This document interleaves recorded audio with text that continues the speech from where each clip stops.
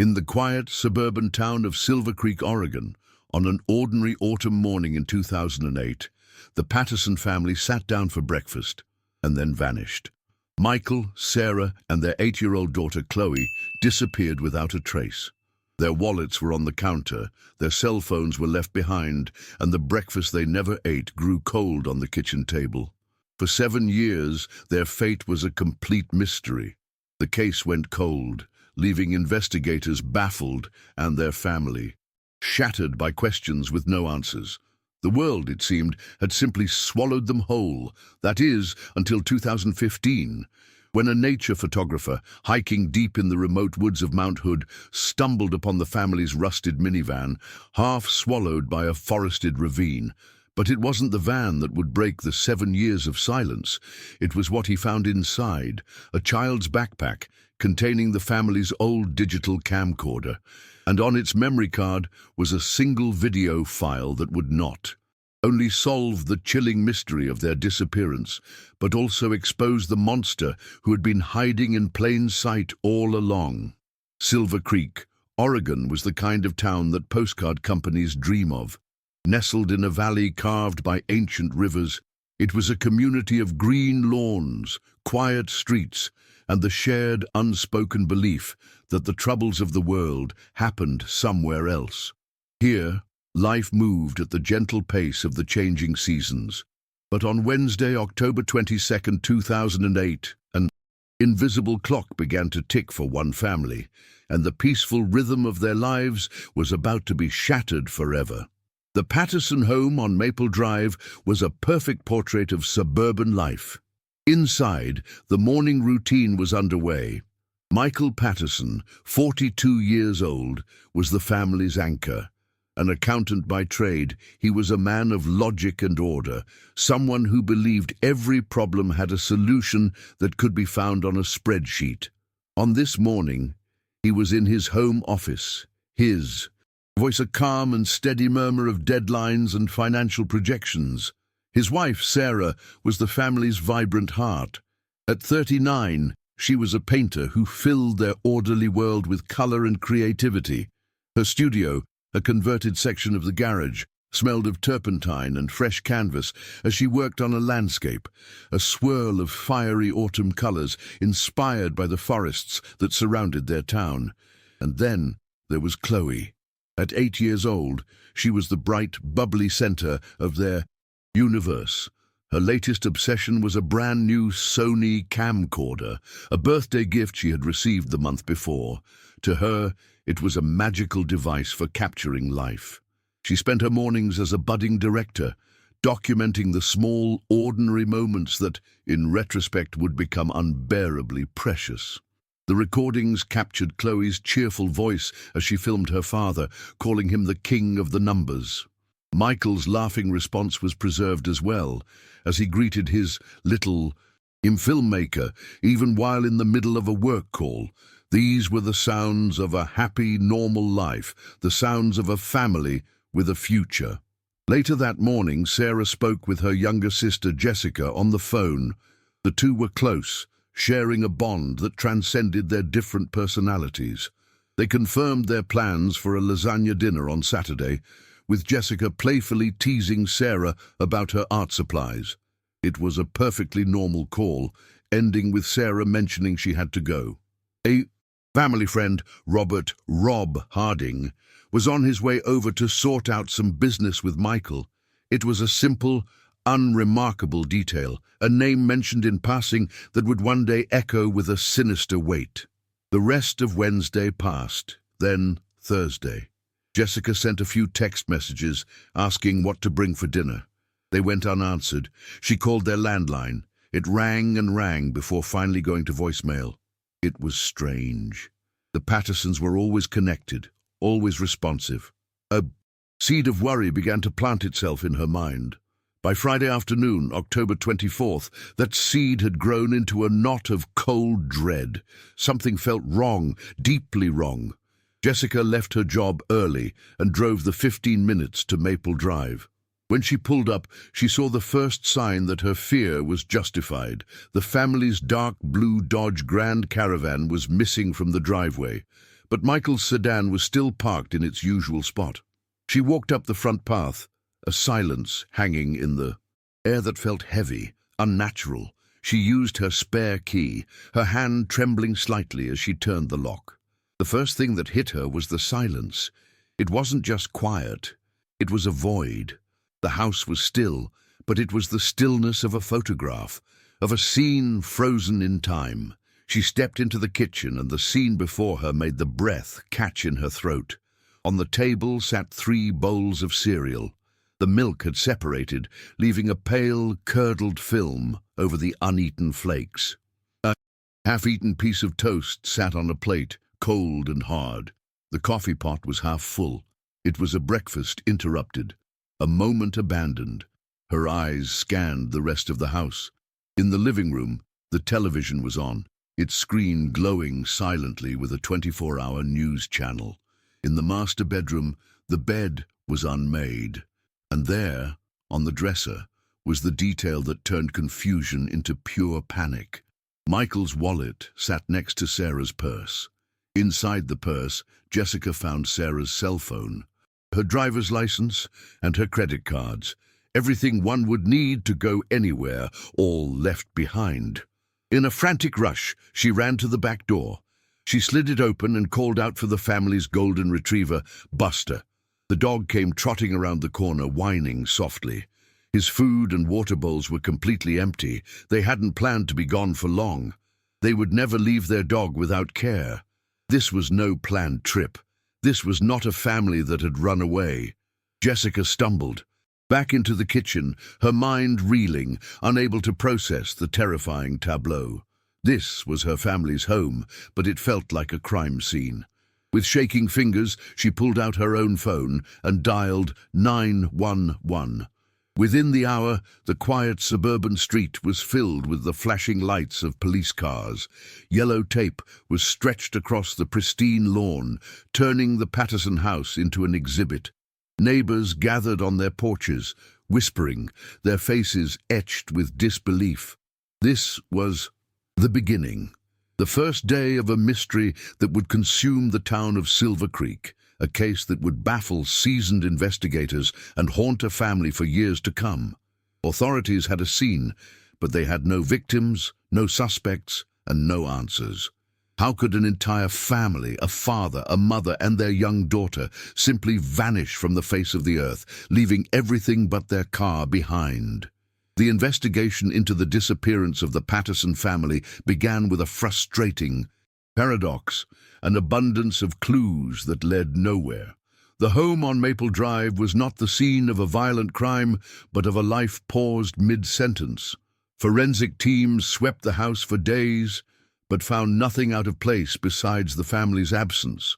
There were no foreign fingerprints, no signs of a struggle, no blood, no fibers from an unknown source. The front door had been locked from the inside. Whoever was last with the Pattersons was either one of them or someone they had willingly let into their home. Leading the case was Detective David Miles, a 20-year veteran of the Silver Creek Police.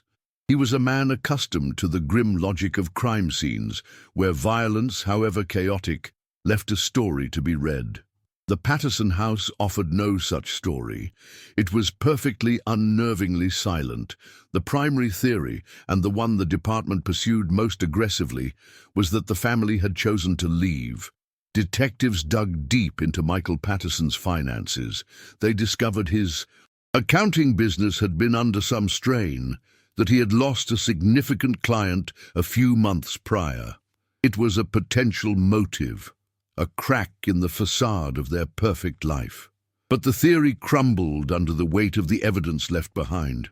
People who flee their lives take their money. Michael and Sarah had left behind wallets filled with cash, credit cards and bank cards. Their passports were still in a desk drawer. They had abandoned the very tools needed to start over. Jessica, Sarah's sister, was adamant from the start. They would never leave Chloe, and they would never leave without a word.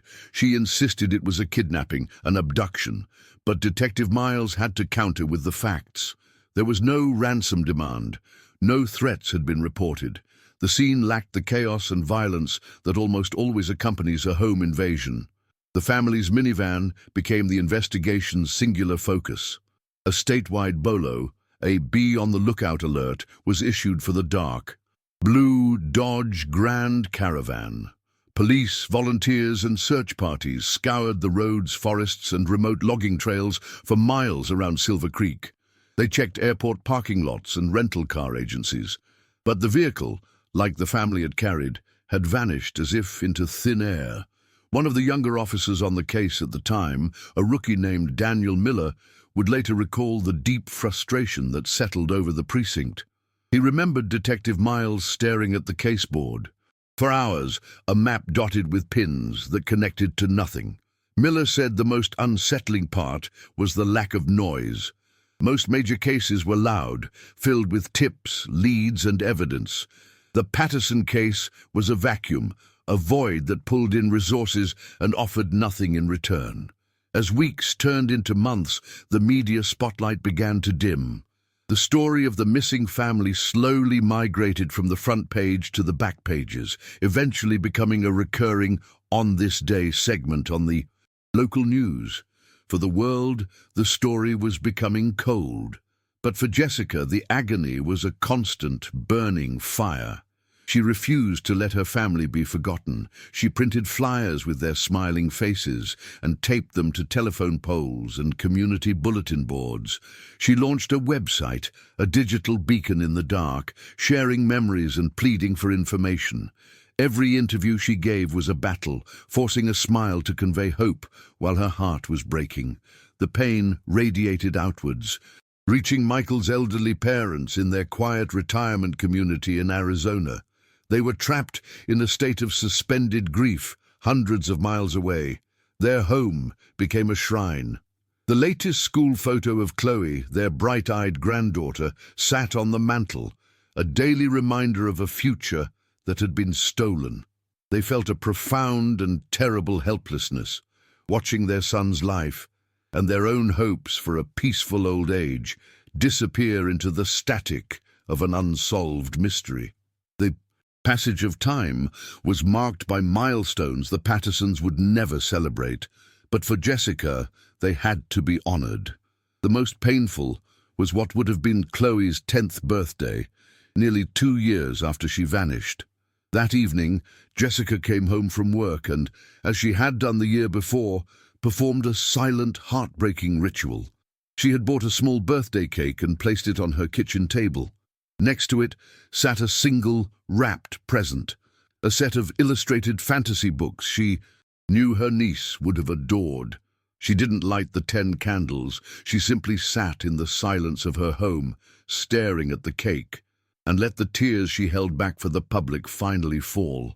It was a private acknowledgement of a loss so immense it felt impossible to carry. Years continued to pass. 5 years, 6. The flyers faded and were torn down. The website's traffic slowed to a trickle. Detective David Miles retired, the Patterson family file box being the one great regret of his career. The case was officially declared cold, a bureaucratic term for a hope that has been shelved. By 2015, almost 7 years after the family disappeared, the mystery of the Pattersons had become a piece of local folklore. It was a ghost story, a cautionary tale whispered among the residents of Silver Creek about the family who simply evaporated from their home on a quiet autumn morning. For the outside world, the book was closed. But for Jessica and what was left of her family, there was no closure. There was only the deafening silence and the crushing, unending weight of not knowing. Hope, once afire, had become a fragile ember, threatening to be extinguished by the long, dark years of uncertainty. For 7 years, the Patterson family existed only in memories and in the cold, stark text of a police file. The forest that bordered their town, a place of recreation and beauty, had held its secret with silent indifference. But secrets, buried by time and nature, sometimes have a way of resurfacing.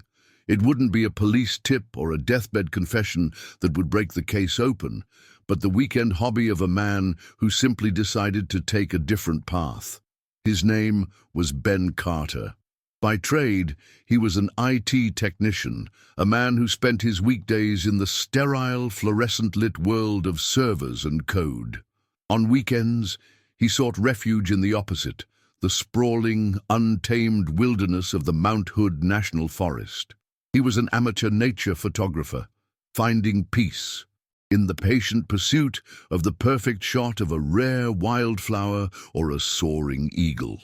On a warm Saturday, in late August of 2015, he was on the hunt for a specific species of orchid that thrived in the damp, shaded earth far from marked trails. He left the designated hiking path, pushing his way through a dense wall of ferns and undergrowth. The air grew cooler here, thick with the smell of damp soil and decaying leaves. He was navigating a steep, muddy embankment when his foot slipped on a loose patch of moss-covered rock. He threw out a hand to steady himself against a tree, his heart pounding from the near fall. As he caught his breath, his eyes scanned the ravine below him, and that's when he saw it. It wasn't a glint of metal or a stark, obvious shape. It was something far more subtle, a patch of deep blue, a color that didn't belong in the endless sea of greens and browns. It was almost completely obscured by foliage, a barely perceptible curve of unnatural design. Curiosity, overriding caution, Ben began to carefully make his way down the slippery incline. The closer he got, the more the shape resolved itself. It was the roof of a vehicle, a minivan, tilted at an odd angle, its tires long since disintegrated, its body streaked with rust and draped in a thick blanket of moss. A chill ran down his spine that had nothing to do with the cool forest air. He approached the wreck with a sense of dread. The windows were opaque, with years of grime. The silence was profound, broken only by the buzzing of insects. He reached for the handle of the rear sliding door. It was stiff, but with a firm pull, it groaned open with a sound like a pained, metallic sigh. The smell that hit him was one of stale, trapped air and slow decay. The interior was a time capsule of neglect. Mold grew in chaotic patterns across the seats and dashboard. A carpet of dead leaves and dirt covered the floor. It was a tomb reclaimed by the forest. His eyes adjusted to the gloom, and then he saw it. On the back seat, half buried under debris, was a small, faded pink backpack. The cheerful Hello Kitty logo on its front was a heartbreaking splash of innocence in a scene of utter desolation. Ben knew the stories. Every long-time resident of the area did. He knew about the family who had vanished 7 years earlier. His hands trembled as he reached for the backpack. The zippers were brittle, but he managed to pull one open. Inside, amongst what looked like decayed school papers and a broken crayon, was a hard plastic case, the kind used for storing electronics. He unzipped the case, and his breath caught. Nestled inside, miraculously shielded from the worst of the moisture, was a silver Sony camcorder. In that moment, he knew. This wasn't just an abandoned car. This was the Patterson's car. He didn't touch the camera. He carefully zipped the backpack, his mind racing. He backed away from the vehicle, pulled out his cell phone, and marked his GPS coordinates. His quest for a rare flower was over. He now had a far more urgent purpose: the long hike back to civilization and a phone call that would awaken a ghost. The recovery operation was massive. Police and forestry services worked for 2 days to clear a path and winch the rusted-out minivan from its 7-year resting place. The discovery was front-page news once again, a shocking development in a story everyone thought had ended. The discovery of the van itself was a monumental break, but the true prize was the small digital camera found inside. The discovery of that camcorder in such an unlikely place left investigators with more questions than answers. It's incredible how a single item can rewrite history. If you, like me, are fascinated by these mysteries, consider subscribing to the channel so you don't miss a single twist. The news of the discovery sent a shockwave through the community of Silver Creek and, most importantly, through the quiet, guarded life of Jessica. After 7 years of pleading for a break in the case, the sudden, violent return of hope was almost as painful as the grief itself. She was brought into the Silver Creek police station, a place she hadn't visited in years, and was met not by the retired and weary face of Detective Miles, but by a new, focused energy. The case of her missing family was no longer cold. It was active. Given the unique nature of the evidence, the local department requested assistance from the Oregon State Police and its digital forensics unit. The old, dusty file box of the Patterson case was now in the hands of Detective Ana Ruiz. Ruiz was a different kind of investigator from the generation that had first handled the case. Her primary weapon wasn't a hunch or shoe-leather police work. It was technology. She was an expert in the silent language of data, a digital archaeologist who could unearth stories from dead and damaged devices. The entire investigation now hinged on a single fragile object, the memory stick. Duo card nestled inside the Sony camcorder. The camera itself was a lost cause, its delicate internal components corroded by years of damp and decay. But the memory card, shielded within its plastic shell inside the backpack, represented the only new voice in a 7-year-old mystery. Detective Ruiz and her team knew they likely had only one chance to retrieve its secrets. In the sterile, climate-controlled environment of the forensics lab, the delicate process began. Ruiz explained to her team that the risks were immense. The card's metallic contacts were tarnished, and the flash memory chips inside could have degraded. Simply inserting it into a standard card reader was out of the question. A sudden power surge or a logical error could corrupt the data permanently, erasing any evidence it might hold. Their first step was a meticulous physical cleaning. Under a high-powered microscope, a technician used specialized solvents and delicate swabs to remove every speck of grime and corrosion from the card's contacts. The goal was to ensure the cleanest possible connection. Once cleaned, they bypassed a standard reader entirely. Instead, the card was connected to a write blocker, a device that allows data to be read but physically prevents any new data from being written or any changes from being made to the original source. From there, they didn't copy the files. They created a perfect bit-for-bit forensic image of the entire card. It was a slow, painstaking process, creating an exact duplicate of every 1 and 0 stored on the device, including the empty spaces and the corrupted sectors.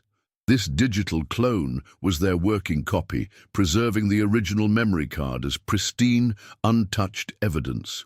Now, the real challenge began. The file system on the card, the digital table of contents that tells a computer where each file begins and ends, was completely unreadable. To the lab's computers, the card's image was just a chaotic stream of random data. This is where Detective Ruiz's expertise came into play. Her team employed a technique called data carving. They ran sophisticated software that ignored the broken file system and instead scanned the entire raw data image from beginning to end, looking for specific digital signatures. These signatures, known as file headers and footers, are unique markers that identify the start and end of a specific file type, like a JPEG image, or in this case, a video file. The lab was quiet as the software worked for hours, sifting through millions of bits of information. The progress bar on the screen crept forward with agonizing slowness. Then they got a hit. The software identified a header for an AVI video file, then another and another. In total, the program carved out 3 distinct video file fragments from the digital chaos. The team held its breath as they attempted to reconstruct and play the first file. It flickered to life on the monitor. The footage was grainy and unstable, but the image was clear, Chloe Patterson, laughing as she zoomed in on the family's golden retriever, Buster, who was sleeping on the living room rug. A second file showed a blurry close-up of Chloe's own face, a short, silly clip of a child playing with her new toy. They were fleeting, innocent moments, but they were critically important. They proved the camera had been working. Then they opened the third file. This one was larger, the software having recovered a nearly 12-minute-long segment. The video began, and the team leaned in. The camera was stationary, sitting on what looked like a kitchen counter, aimed at a nondescript wall. But the audio was clear, and in the corner of the screen, the camera's internal timestamp was displayed in small white numbers. The date read October 22nd, 2008. The time was 8:47 a.m. It was the single most important breakthrough in the case's 7-year history. The video proved that the family was alive and in their home on the morning they were reported to have disappeared. It completely shattered the long-held police theory that they had packed up and left voluntarily some time before. They hadn't run away. They hadn't staged anything. Something had happened to the Patterson family right there, in their own kitchen, on that ordinary Wednesday morning. The 12 minutes of footage held the key, and Detective Ruiz knew it. The mystery was no longer cold. For the first time, after 2,555 days of silence, the investigation had a voice. The third video file was the ghost in the machine. In Detective Ana Ruiz's darkened office, the 12-minute recording played out on a large monitor. The image itself was mundane, a static shot of a kitchen wall. The story, however, was in the sound. The first few minutes were a soundscape of the Pattersons' last normal morning, the clinking of spoons against ceramic bowls, the murmur of Michael and Sarah's voices as they discussed plans for the upcoming weekend, and Chloe's bright, happy interjections. It was so painfully ordinary that it was difficult to listen to. As the team analyzed the audio, they briefly latched onto a snippet of conversation about a family vacation. The word Mexico was mentioned, a detail that for a moment seemed to align with the old, debunked theory that the family had fled the country. But as the conversation continued, it became clear they were discussing a potential trip for the following spring. A distant dream of sun and beaches. The lead was a dead end, another ghost of a false theory. Then a new sound pierced the domestic tranquility, the clear, two-tone chime of the doorbell. Michael's footsteps could be heard moving away from the table, followed by the sound of the front door opening. His greeting was warm, friendly, and utterly unsuspecting. "Rob, hey, come on in. Coffee's fresh." The voice that replied was equally familiar and cheerful. It was Robert Harding, the man they knew from case files as Michael's best friend and business partner. The initial conversation was light, filled with the easy banter of old friends. Rob exchanged pleasantries with Sarah and asked Chloe about her new camera. It sounded like any of the thousands of visits he had likely made to that house. Slowly, almost imperceptibly, the tone began to change. After Sarah gently suggested Chloe go play in her room, the friendly chatter subsided. Rob's voice lost its warmth. He started talking about business, about a shared investment that had gone sour. His words grew more strained, laced with a desperation that was unsettling to hear. He spoke of being financially ruined, of being on the edge of losing everything. Michael's voice remained calm but firm. He spoke like a man drawing a line, explaining that he had helped enough, that he couldn't extend himself any further. Then came the word that electrified the room. Michael mentioned a fraud, stating calmly that he couldn't be a party to it and that things had to be made right. Officially. A moment of heavy silence hung in the air. When Rob spoke again, his voice was unrecognizable. The desperation was gone, replaced by something cold, flat, and menacing. "Nobody is going anywhere," he said, the words sharp and clear in the recording. "You three are going to get in the car, and we're going to take a little drive." A choked sound could be heard from Sarah. Then came the final, psychologically brutal twist. Rob's voice directed a comment at the child who was no longer in the room. "And Chloe, you bring that new camera of yours. We're going to go record our little vacation." The audio captured the final moments, the sound of chairs scraping violently against the floor, a muffled cry from Sarah, and the distinctive rumble of the back porch sliding door opening and closing.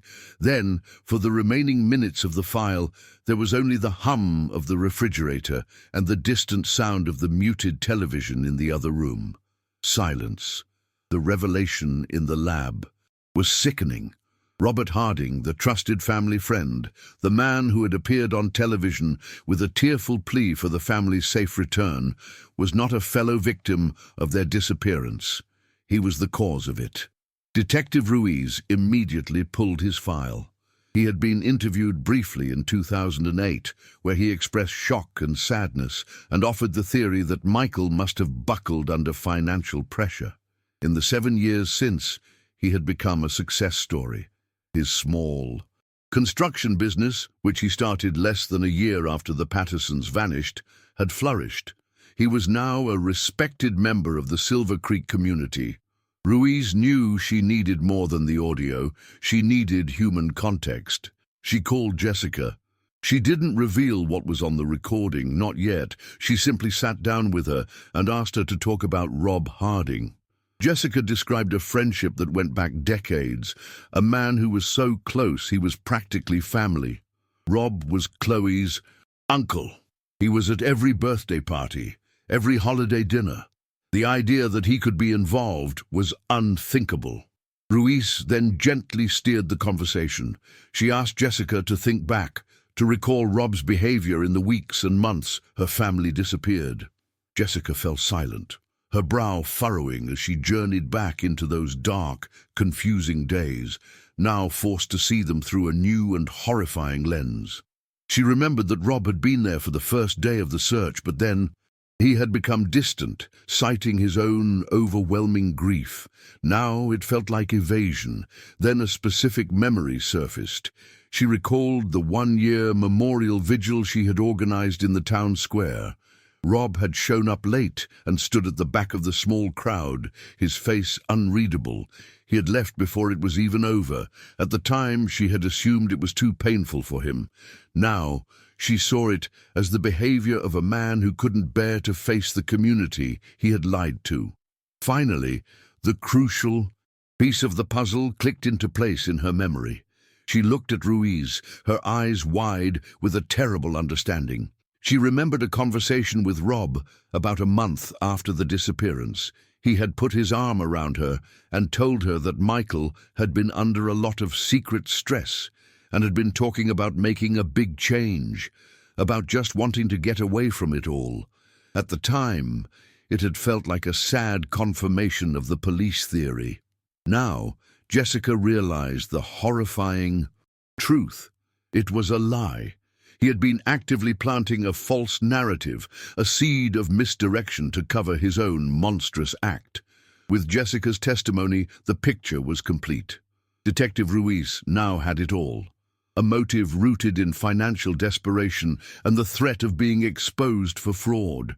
The opportunity, confirmed by Sarah's last phone call and the audio itself, and the confession, an audio recording of the crime's inception, spoken in the perpetrator's own voice. The ghost in the static had a name. The next step was no longer an investigation. It was a confrontation. For 7 years, the story of the Patterson family had been a question mark, a void of information. Now, with the recovery of a single audio file, the void was filled with a horrifying narrative. The puzzle was complete. Robert Harding, facing financial ruin and the impending threat of being exposed for fraud by his best friend, had made a desperate and monstrous choice. The evidence suggested a plan that was likely not premeditated murder, but a frantic, ill-conceived attempt at intimidation that spiraled into an unspeakable tragedy. He went to the Patterson house that morning, not to kill, but to silence. He used his intimate knowledge of the family to gain entry, his status as a trusted friend to lower their guard. And when confronted, he chose violence over accountability. The final, chilling piece of his deception was how he systematically planted a false narrative, a trail of lies designed to send the investigation in the exact opposite direction of the truth. The time for investigation was over. It was time for a reckoning. Detective Ana Ruiz, along with her partner, drove to the modern glass-fronted office building of Harding Construction.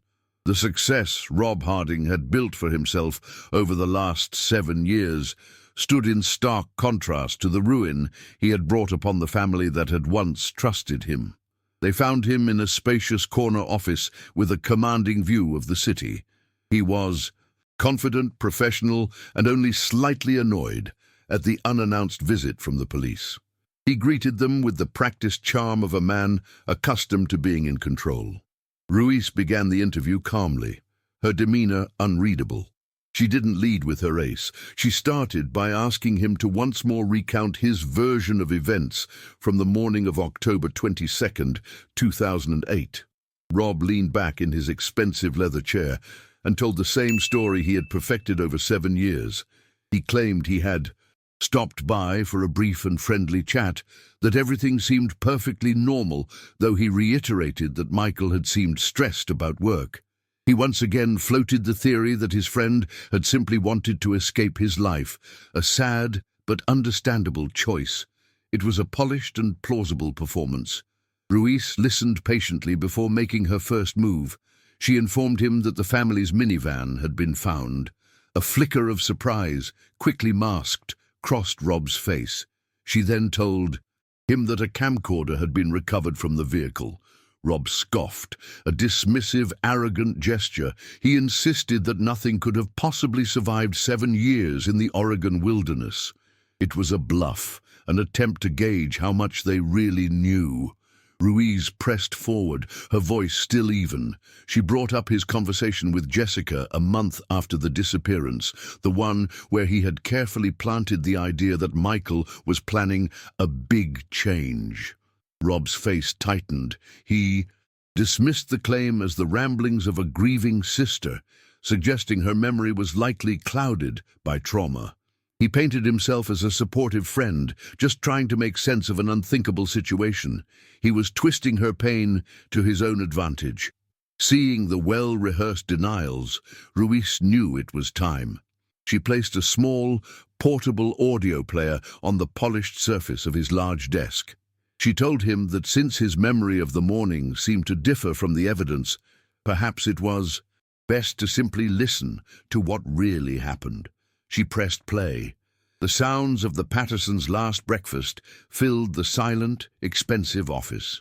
Rob Harding sat frozen as he heard the cheerful, innocent voices of the family he had destroyed. He heard his own voice, warm and friendly at first. He listened as the conversation turned, as his own recorded words grew desperate, and then, finally, chillingly cold. He heard himself threaten his best friend. He heard Sarah's muffled cry. He heard his own voice telling an 8-year-old girl to bring her camera along for the vacation. The confident facade did not just crack, it disintegrated. The color drained from his face, replaced by a pasty grayish pallor. His eyes were wide with the sheer, undeniable horror of being confronted by his own preserved evil. There was no argument to be made, no lie that could cover this. The audio was absolute. He slumped forward in his chair, his head in his hands, a broken man, the monster, so carefully hidden for 2,155 days, was finally exposed. In a fractured, rambling confession, he admitted everything: the argument over the money, the panic, the act of forcing the family into their own van, and the drive into the deep woods. Robert Harding, a man who had built a new life on the foundations of a buried one, was led out of his office in handcuffs. Employees of his company watched in stunned silence as the man they knew as a successful, respectable boss was revealed to be a kidnapper and a murderer. The arrest solved the 7-year-old question of what happened to the Patterson family, but it opened a new, agonizing one. Where were they? With the culprit's confession, the brutal truth finally came to light, proving that perseverance can overcome decades of silence. If stories of justice like this inspire you, leave a like to support our research. Robert Harding's confession cracked the case, but it did not end the family's story. As part of a plea agreement to avoid the death penalty, he agreed to lead investigators to where he had buried the bodies. The location was a desolate, anonymous patch of earth deep within the Mount Hood National Forest, less than a mile from the ravine where he had abandoned their minivan. Under the silent watch of the ancient trees, a grim and somber excavation took place. After 7 long years, Michael, Sarah, and Chloe Patterson were finally brought home. The subsequent trial was a formality. The audio from Chloe's camcorder was the prosecution's centerpiece, an irrefutable first-hand account of the crime's beginning. Robert Harding was sentenced to 3 consecutive life sentences without the possibility of parole, ensuring he would spend the rest of his life in prison. The scales of justice, which had been unbalanced for so long, had finally been set right. For Jessica, the verdict marked the end of one long, agonizing chapter and the beginning of another. Weeks later, a small private funeral was held. It was a grey, overcast day, but the service was about bringing color and light back to the memory of the family she had lost. For the first time in 7 years, she was not mourning a mystery. She was mourning her sister, her brother-in-law, and her niece. The torture of uncertainty was gone, replaced by the pure, painful, and necessary process of grief. In a final symbolic act at the cemetery, she placed a small toy camcorder on the grass by Chloe's headstone, a quiet acknowledgement of the small device that had given her family a voice when they no longer had one of their own. The impact of the Patterson case extended far beyond the quiet town of Silver Creek. It became a landmark case in the field of digital forensics, a powerful example of how the digital breadcrumbs of our lives can be used to solve even the most baffling crimes. In the wake of the trial, law enforcement agencies in Oregon, working with digital privacy experts, established a new set of guidelines for high-risk missing person cases. It became known as the Patterson Protocol, a digital Amber Alert system that fast-tracks the legal and technical processes needed to access and analyze time-sensitive digital evidence. The tragedy that befell one family led to a tangible change, creating a tool that could potentially save others. In the end, the truth was not found in a fingerprint or a strand of hair, but in the echoes of a family's final mourning, preserved on a child's memory stick. A series of ordinary moments recorded by chance became an extraordinary testament, powerful enough to cut through years of silence, deceit, and the thick canopy of the forest itself. The story of the Patterson family teaches us that no voice should be silenced forever. Your subscription isn't just a click, it's an echo that amplifies these stories and strengthens our community. Please help this community get louder and stronger. Subscribe, and let us know in the comments from which city you watch this incredible conclusion.